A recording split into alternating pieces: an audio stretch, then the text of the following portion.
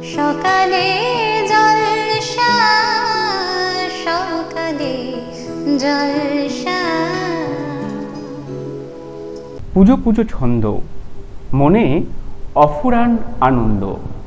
হয়তো কিছু দ্বন্দ্ব, কিন্তু সব কিছুকে দূরে সরিয়ে আমরা আসুন এবছরও শারদ উৎসবের এই মিলন মেলায় মেতে উঠি।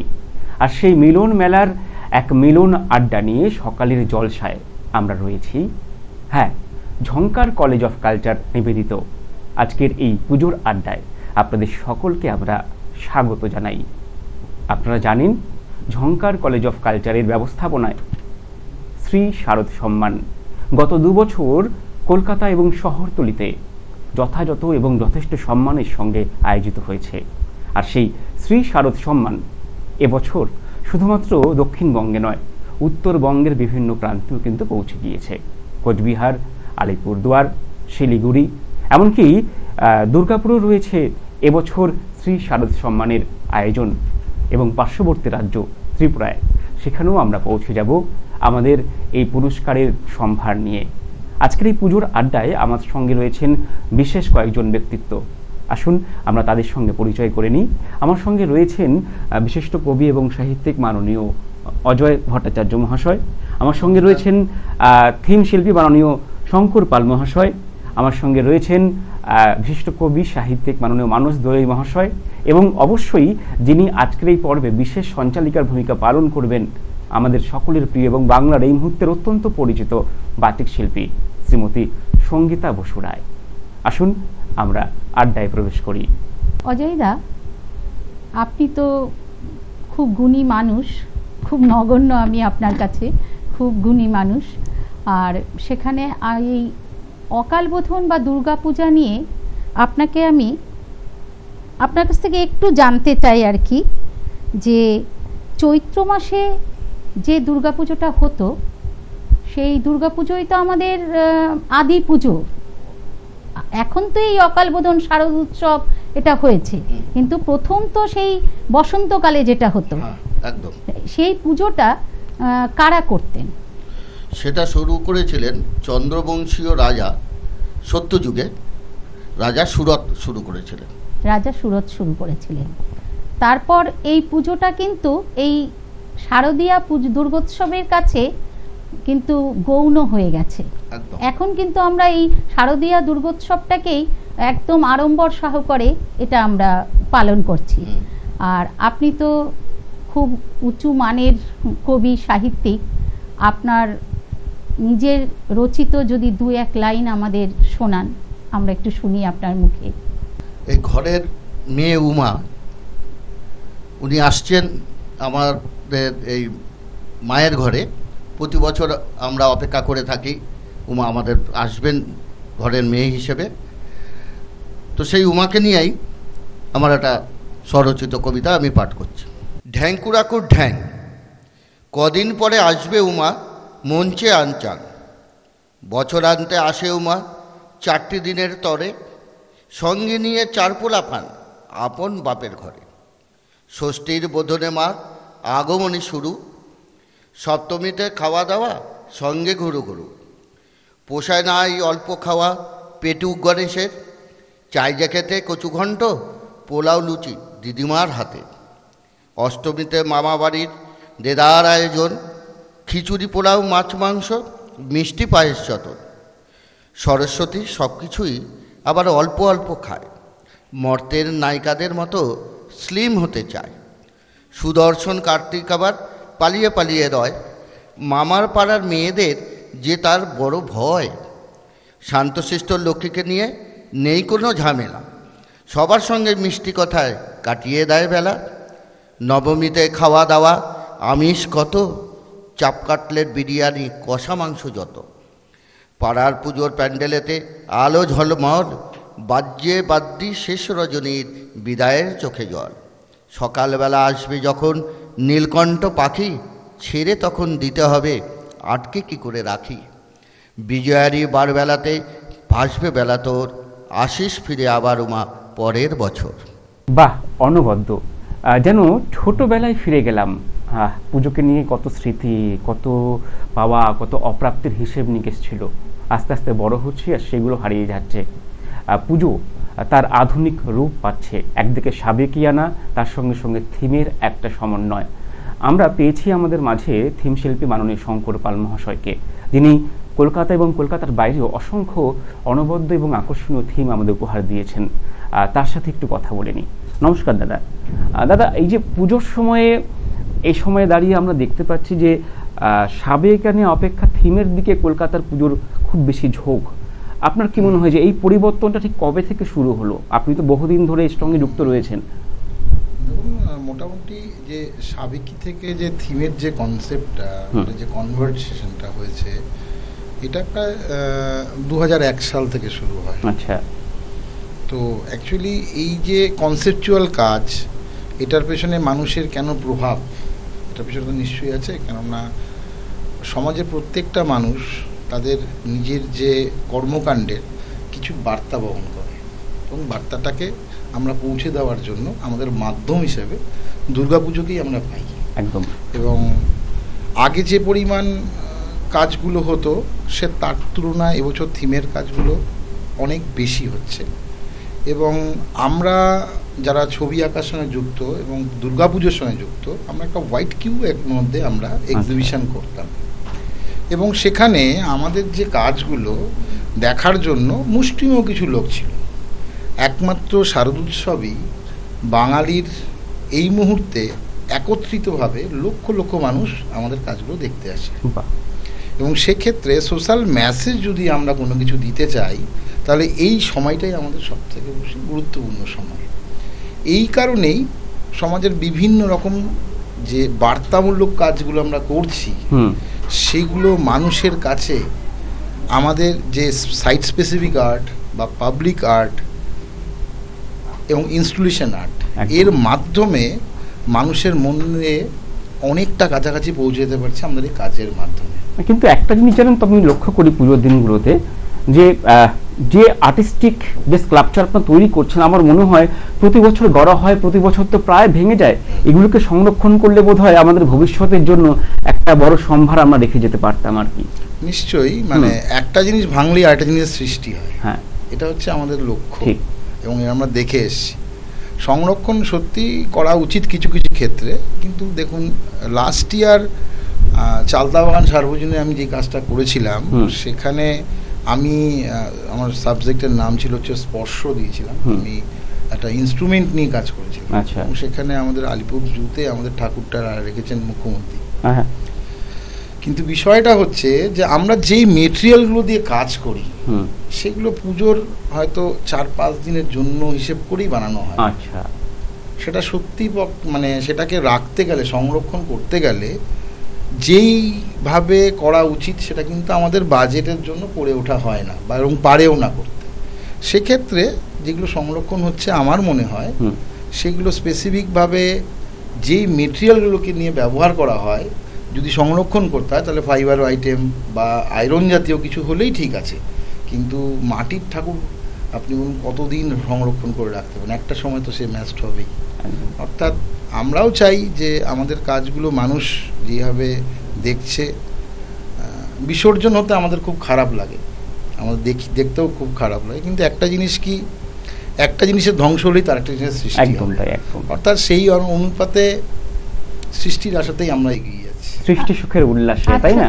আচ্ছা দাদা, আমি তো দীর্ঘ অনেক বছর ধরেই আপনাদের এই সৃষ্টি, তার যে বিচার, প্রথম স্থান দ্বিতীয় স্থান, তার যে বিচার, মায়ের তো আর বিচার হয় না, আপনাদের সৃষ্টির বিচার যারা পরিক্রমা করে তারা কিন্তু এই বিচারটাই করে, শিল্পীর বিচার।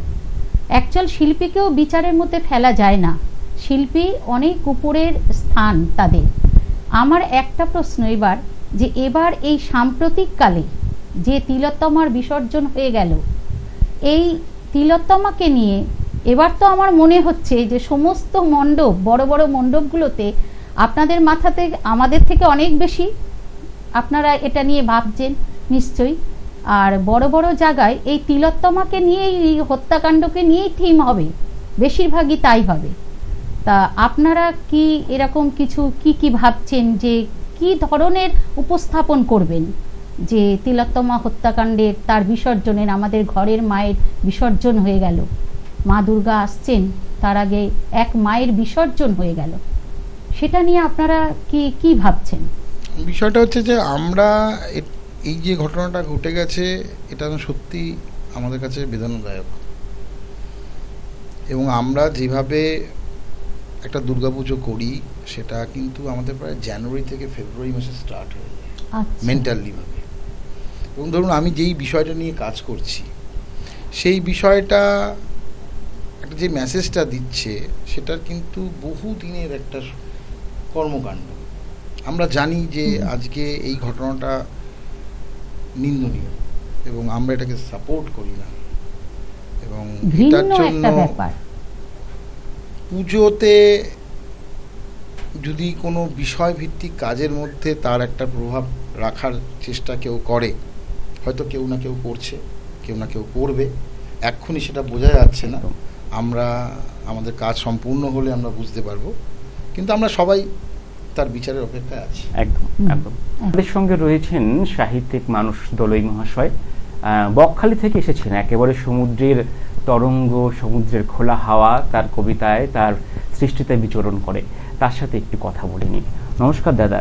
নমস্কার।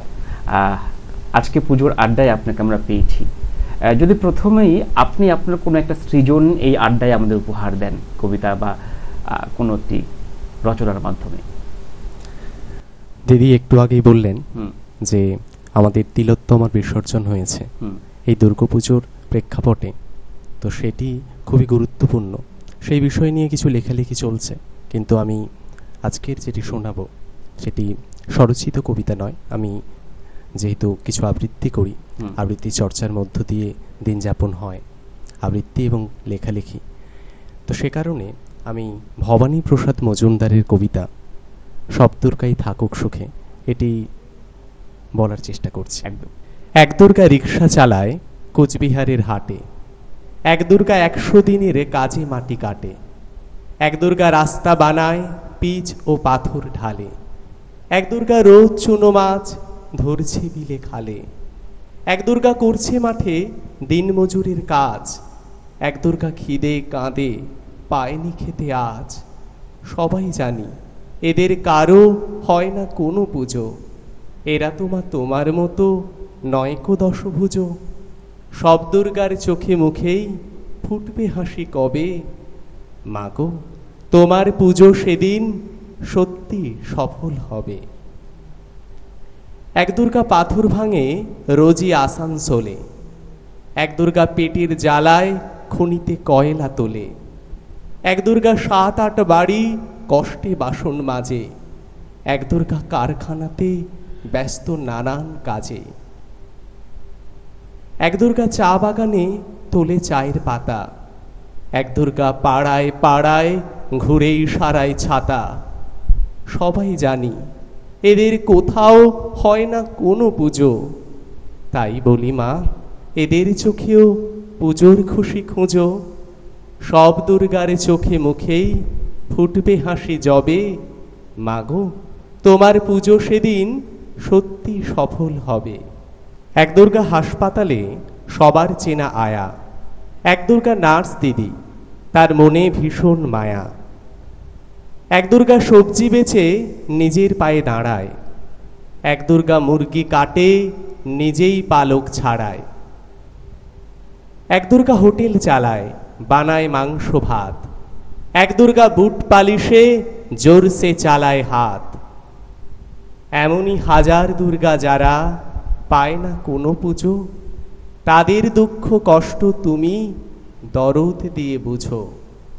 সব দুর্গার চোখে মুখেই ফুটলে হাসি তবে, মাগো তোমার পুজো সেদিন সত্যি সফল হবে, মাগো তোমার পুজো সেদিন সত্যি সফল হবে। সত্যি সেই দিন মায়ের পুজো সফল হবে, কিন্তু আমরা জানি যে সব পেয়েছের দেশ আসলে একটা অলীক কল্পনা। তাই বলে কি থেমে যাব?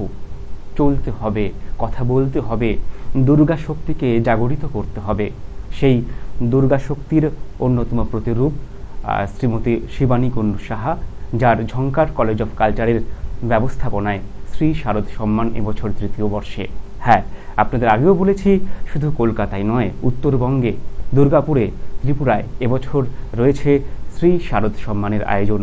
এবং এবছর আমাদের পুজোর মুখ তথা পুজোর ব্র্যান্ড অ্যাম্বাসেডর স্নিগ্ধা কর্মকার।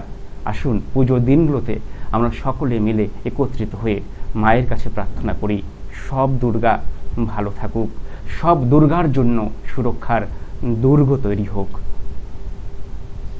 সব দুর্গা সুস্থ থাকুক, সব দুর্গা বাঁচুক সুখে, সব দুর্গা সম্মান পাক, এটাই আমাদের কাম্য সবার কাছে। আমরা আমাদের আজকের পর্বের প্রায় সমাপ্তি লগ্নে চলে এসেছি। শেষের আগে তিনজনের সঙ্গে জাস্ট ছোট্ট একটু কয়েকটা কথা বলে নিই।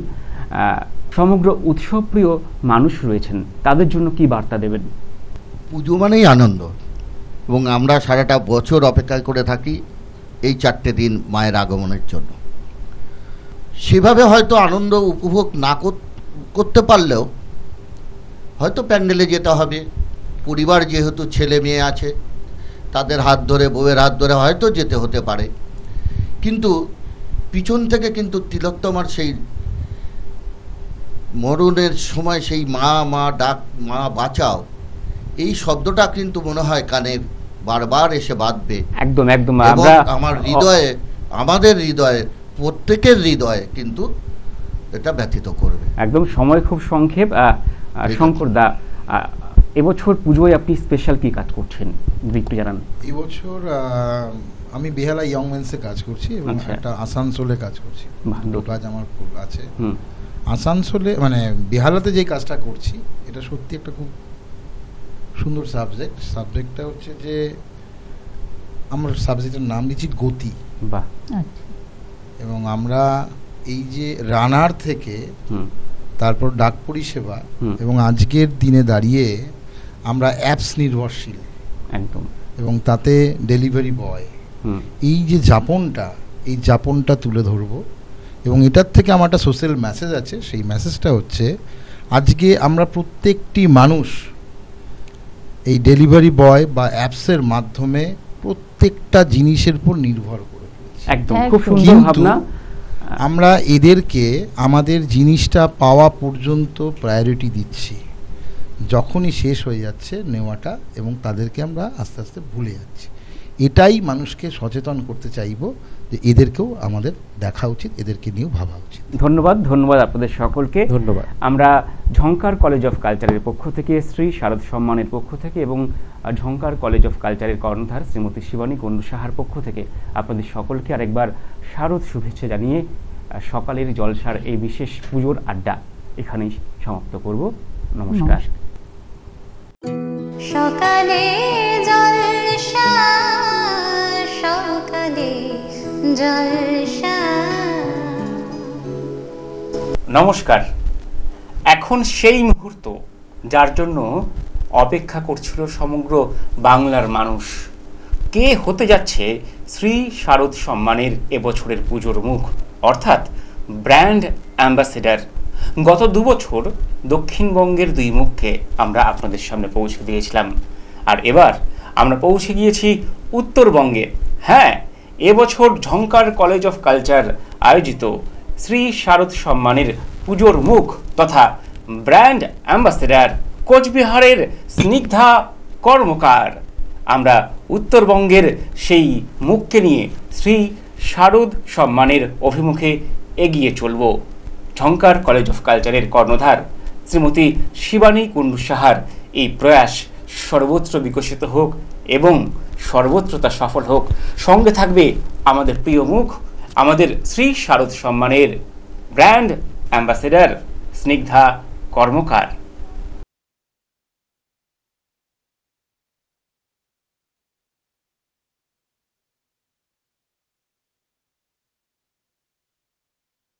স্নিগ্ধা কর্মকার, স্নিগ্ধ মুখ, স্নিগ্ধতার প্রকৃতি, তাই তো সেই বছর শ্রী শারদ সম্মানের ব্র্যান্ড অ্যাম্বাসেডর। এবার আমরা স্নিগ্ধার নৃত্য উপভোগ করব। স্নিগ্ধা একজন নৃত্যশিল্পী। হ্যাঁ, নৃত্যের ছন্দে ছন্দে সে মাতৃবন্দনায় এই মুহূর্তে ব্রতী হবে, মাকে প্রণাম জানিয়ে, মা দুর্গাকে আহ্বান জানিয়ে। শ্রী শারদ সম্মানের ব্র্যান্ড অ্যাম্বাসেডর, পুজোর মুখ স্নিগ্ধা কর্মকার। সিংহস্থা শশিশেখরা মরকত প্রেক্ষা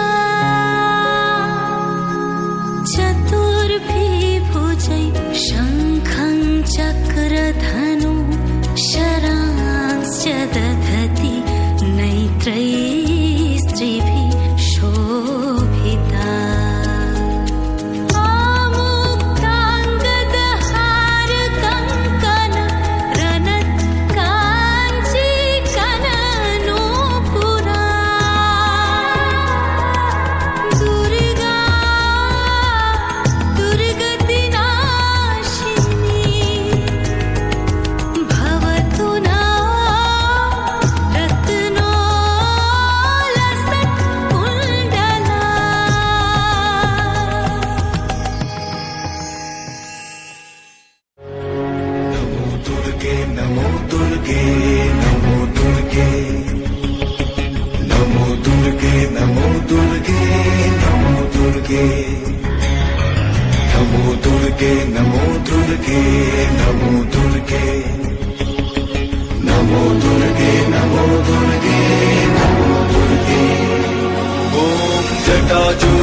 समायुक्ताम् अर्धेन्दुकृतशेखराम् लोचनत्रय संयुक्ताम् पूर्णेन्दुसदृशाननाम् अतसी पुष्पवर्णाभाम् सुप्रतिष्ठाम् सुलोचनाम् नवयौवनसम्पन्नाम् सर्वाभरणभूषिताम् सुचारुदर्शनम् तद्वत् हिनोन्नतपयोधराम् त्रिभङ्गस्थान संस्थानाम् महिषासुरमर्दिनीं मृणालायत संस्पर्श दशबाहु समन्विताम् त्रिशूलं दक्षिणे ध्येयं खड्गं चक्रं क्रमागत।